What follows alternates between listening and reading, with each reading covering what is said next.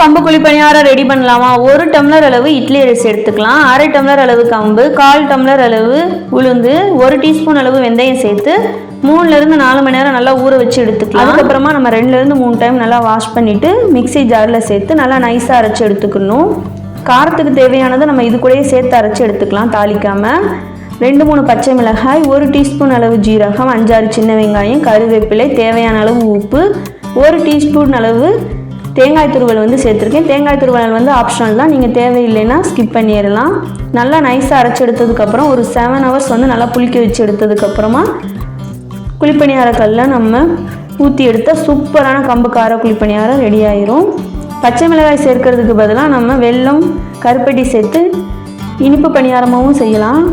கண்டிப்பாக நீங்களும் இந்த மாதிரி ஒரு தடவை ட்ரை பண்ணி பாருங்கள். தேங்காய் சட்னி வச்சு நான் சர்வ் பண்ணியிருக்கேன். நீங்கள் தக்காளி சட்னி, கார சட்னி வச்சு சர்வ் பண்ணலாம். ஓகே ஃப்ரெண்ட்ஸ், பாய்.